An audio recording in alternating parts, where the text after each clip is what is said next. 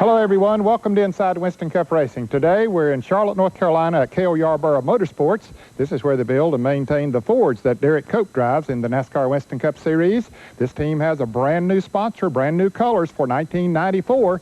Fingerhut Catalogs will be their sponsor for the next 3 years. Well, we'll cover that and much more in this half hour of Inside Winston Cup Racing. The season finale in Atlanta saw the crowning of a new champion, a much-needed win, and a lot of bent sheet metal in the garage area. We'll recap the events that shaped NASCAR's final Winston Cup weekend. And you'll meet Busch Series driver Joe Bessie. This Rookie of the Year contender has not only become competitive on the racetrack, but is driven in the world of business as well. Hello. We'll profile Joe behind the desk and behind the wheel. In 1994, drivers, sponsors, crew chiefs, and manufacturers will all shake up the sport of Winston Cup racing. You'll get a preview of some of the moves being made for next year. Inside Winston Cup Racing is brought to you by cold-filtered Miller Genuine Draft and Miller Genuine Draft Light, taking the country by storm. Goodyear, #1 in tires. And by Haviland Formula 3 Motor Oil. Add more life to your car. The Hooters 500 at the Atlanta Motor Speedway last weekend wrapped up the 1993 NASCAR Winston Cup season. Of course, the championship was decided there in Dale Earnhardt's favor, and there was some controversy as far as the track conditions were concerned because there were a lot of wrecks, and there was some shuffling as far as point standings were concerned among the top 10. Let's take a look back at some of the things that went on at Atlanta. This segment of Inside Winston Cup Racing brought to you by Texaco Haviland Formula 3. Add more life to your car. Prior to the final Busch Grand National and Winston Cup races of 1992, several teams went to Atlanta to test, including championship contenders Rusty Wallace and Dale Earnhardt. What they learned for the finale in Atlanta was that the track was treacherously slick. When the teams officially hit the track race weekend, it was confirmed that a sealer that was used to fill cracks in the racing surface, combined with aerodynamic rule changes to the cars, would make for a challenging weekend. There was wreck after wreck after wreck in both practice and qualifying in the Busch Grand National and Winston Cup division. Included in that was championship contender Dale Earnhardt. The excitement continued in the Slick 5300 Busch Grand National race, with Ward Burton bagging his 3rd win of the year in his last race as a Busch Grand National regular. My hardest team, when we've been down, they've never given up, and that's what makes the thing work. You know, the team works as a unit when we're doing good and we're doing bad, and that's the first team I've had like that. On Sunday, all eyes were on Rusty and Dale, with the title on the line. But there were other less notable stories that pertain to the Winston Cup points race. Kyle Petty clipped the wings of T-Bird driver Morgan Shepherd in his final race to finish 5th in the point standings. Morgan moved to 7th behind Ernie Irvin. Ricky Rudd hung on to 10th behind Bill Elliott and Kenny Schrader. The final money spot in the points went to Ted Musgrave, who finished 25th. Rusty Wallace did everything he could do to capture his 2nd Winston Cup title, winning his 31st race of his career. But Dale Earnhardt was the big winner, gathering his 6th Winston Cup title worth $1.2 million. This team has just been so tremendous all year. I know we didn't win the races that Rusty won, but still they was consistent and worked hard. We had some adversity with things happen to us, and also the loss of our champion, Alan Quick, and the great friend, Davey Allison. So, you know, it was some sad notes and some tough times this year, but we came through it and worked hard, and this team is just super. You were celebrating with Andy Petrie a moment ago. His addition to your team, obviously a big factor. Well, part of his interview was he wanted to be a champion, and he felt like this race team could take him there, and he helped us get there, and it's been great for us. You know, it's just sad when 2 teams that good end up with 1 champion. But, you know, we had a little different strategy, and it worked for us. And, you know, that's what winning the Winston Cup Championship's all about. Dale Earnhardt, Richard Childress, and the Goodwrench team will start defense of their title with the running of the Daytona 500 next February. They'll try to see if they can catch Richard Petty, who has 7 NASCAR Winston Cup titles. You know, race fans spend a lot of time on the road, traveling back and forth to their favorite tracks and events, and the last thing they need to have is car trouble on the road to run an exciting weekend. Well, now NASCAR has stepped in to help with the NASCAR Advantage Road Service Plan. This annual membership plan includes emergency road service such as towing, jump starts, tire changes, fluids, and minor repairs, lockout service, spouse coverage at no extra charge, a 24-hour toll-free customer service number, theft and hit-and-run rewards, customized trip routing, hotel and rental car discounts, and much, much more for only $54.95 per year. RV programs also available. Who better to bring you a complete national road service plan than NASCAR, the road service experts? Well, it's time for us to take a short break. When we come back, we'll talk with Joe Bessie, driver in the NASCAR Busch Series. As we leave you for this break, here's how you can get more information on the NASCAR Advantage. To order the NASCAR Advantage Road Service Plan, call 1-800-633-4600 or write to NASCAR Advantage Road Service Plan, Post Office Box 5100, Thousand Oaks, California, 91359.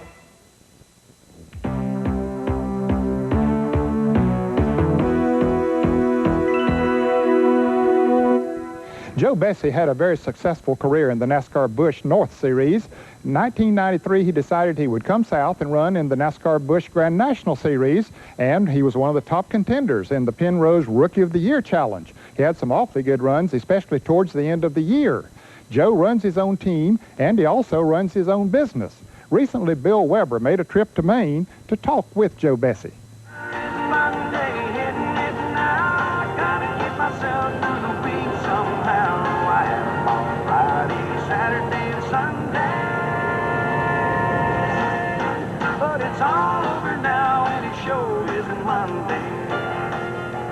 Joe Bessie is all business, no matter what day of the week it is.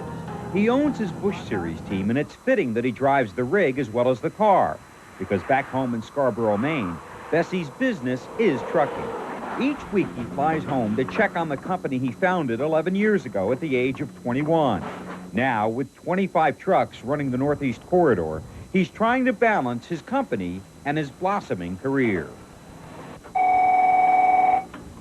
Cola Transport. Hi.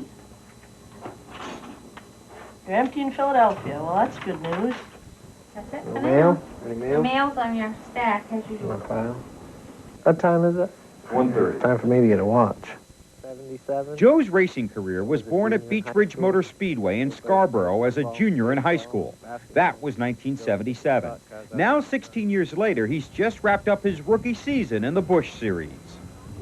It went about the same as my first full-time season here on this dirt at Beach Ridge Motor Speedway. It's like anything new. It just was tough. I don't know. It feels just been, I mean, you just got to roll with the punches. We've been knocked out 2 or 3 times and just get back up and go at it for some more.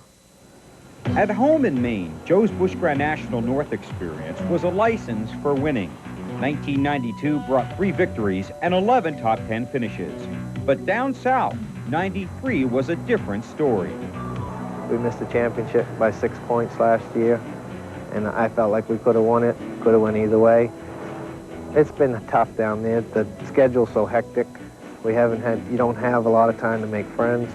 You don't have a lot of time to spend with the other competitors. We show up to the track and everybody's so focused with the major sponsors being involved. It's just it's a pressurized situation. You got to pay attention to what you do when you're there to race, not to socialize. And it's just been tough making friends, but we've gotten there, really. Joe Bessie is easy to like, but hard to get to know.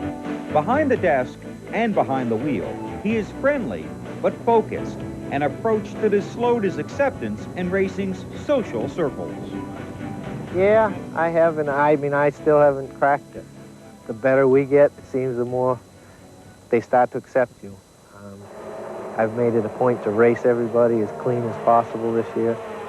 The last thing I want to do is become earmarked as a driver that you don't want to race with. Stay clear of him. He's not in control of the car. It's no secret. We've been lapped many times this year by the best of them, and I do my best to get out of the way and let the races go on.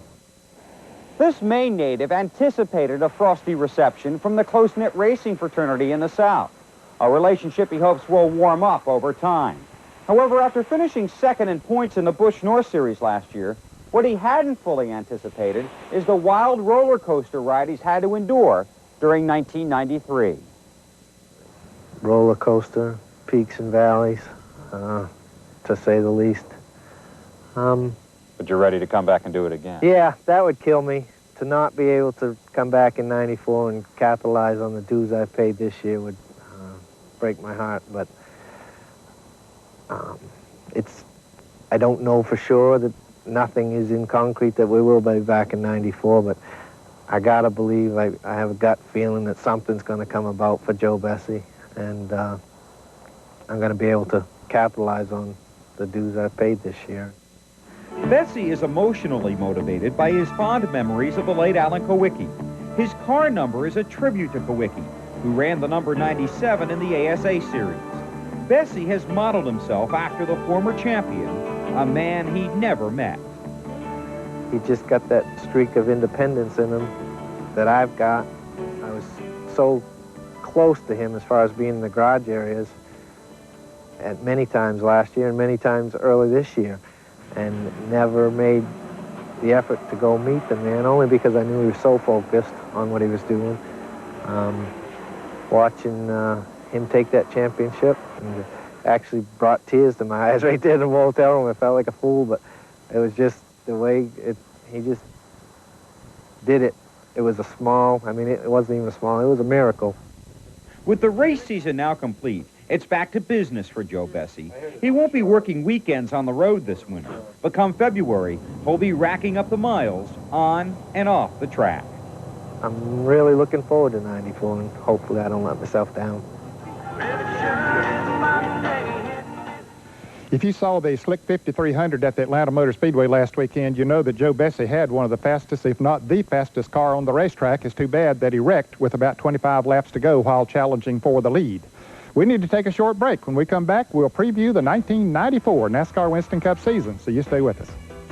Yeah, you know, going to run 6 races. Country Time's going to help us with James Finch's Phoenix Racing deal, so try to get those 6 ready going down to Daytona in February. I've been going down there the last few years to do some of this, and I want to see about driving again.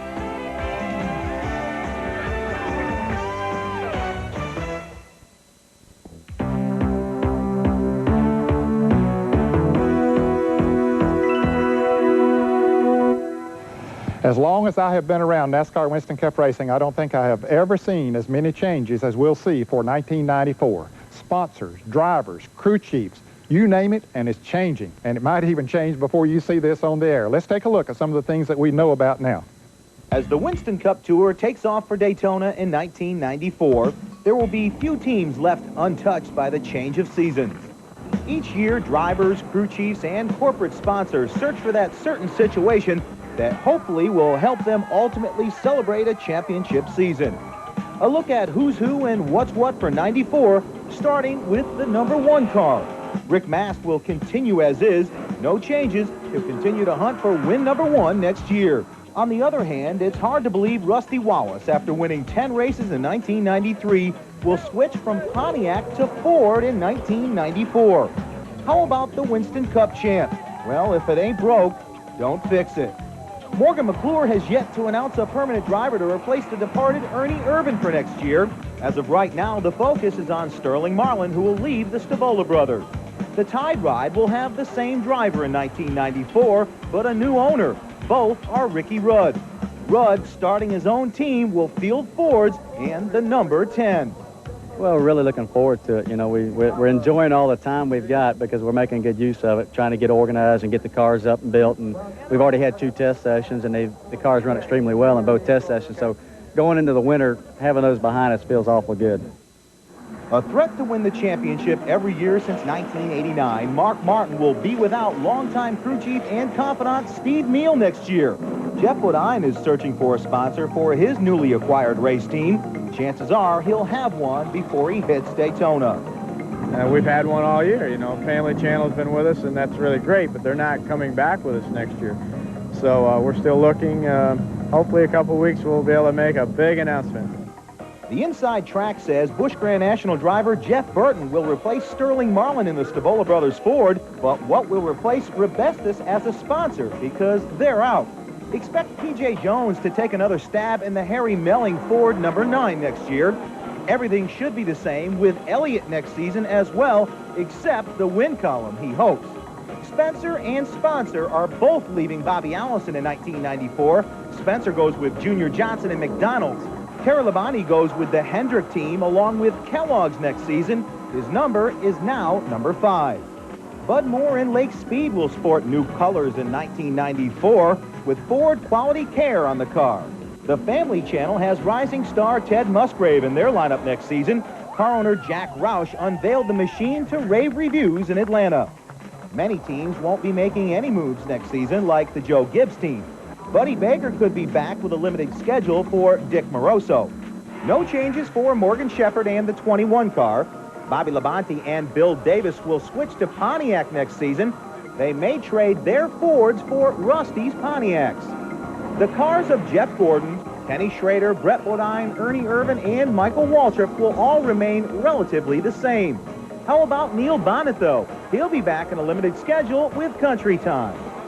Yeah, you know, going to run 6 races. Country Time's going to help us with James Finch's Phoenix Racing. They also try to get those 6 ready going down to Daytona in February. I've been going down there the last few years to do some of this, and I want to see about driving again. Harry Gant and the 33 team will stay the same for 1994, but Kenny Wallace is out of the 40 car owned by Felix Sabates. A new driver is expected to be named soon. The number 41 team will have another driver behind the wheel next year. Could it be 1992 BGN champ Joe Nemechek? The only other major changes, the 44 car could become the 43 car for new driver Wally Dellenbeck. And Jimmy Hensley finally gets a full-time ride with the number 55 team. And Derek Cope re-upped with Cale Yarborough and his team for next season. They also secured the biggest sponsor they've had since Yarborough retired from driving just a few short years ago. And you folks think we announcers get to take the winter off? No, we got to do a lot of studying just to get ourselves acclimated to who's going to be doing what in 1994 so we can talk intelligently about it. Well, there'll be more changes coming up, and certainly by the time we go to New York for the awards banquet, there will be more, and we'll keep you posted. But right now, we need to take a short break. When we come back, we'll have the mailbox, so don't go away. The winds of change will not only blow through the Winston Cup garage next season, they'll affect teams in the Busch Series as well. We'll talk to some of the drivers that'll be swapping seats in the Busch Series next season. We'll also talk to Jimmy Spencer. For Spencer, 1993 was not only competitive, but controversial. Next year, he'll pilot Junior Johnson's McDonald's Fords. You'll hear from Jimmy next week. Next season, we'll see the return of driver Elton Sawyer. He's got a new car racing for a new team with a new sponsor. We'll be back in the Busch Series in 1994. Today's mailbox is brought to you by Miller Genuine Draft. Our question today is from Don Mockris from Houston, Texas, who writes, why do Winston Cup cars use water in their radiators instead of a coolant? Well, Don, for the answer, we'll go to Doug Richard, who is the crew chief on the Hedrick Motorsports Chevrolet number 41. That's a good question, Don. The reason I don't use it in our car here is a lot of the safety reasons, not only for ourselves, but the other competitors on the racetrack. Antifreezes and coolants like that carry some substances that are very slippery if they were ever extracted onto the racetrack. That could be very dangerous if it ever got under the wheels and tires of us or any other cars. Thanks for writing in, Don. If you have any race questions, write to us at Inside Winston Cup Racing, Box 240417, Charlotte 28224. If we use your question on the air, you'll receive this embroidered Miller Genuine Draft jacket. Well, our time's up for today. Hope you enjoyed the show, and our thanks to Cale Yarborough and all the folks here at the Finger Hut team for allowing us to come into their shops. We'll see you again here on TNN for more on Inside Winston Cup Racing. You be sure to join us. Inside Winston Cup Racing has been brought to you by cold-filtered Miller Genuine Draft and Miller Genuine Draft Light, taking the country by storm. Goodyear, #1 in tires. And by Haviland Formula 3 Motor Oil. Add more life to your car.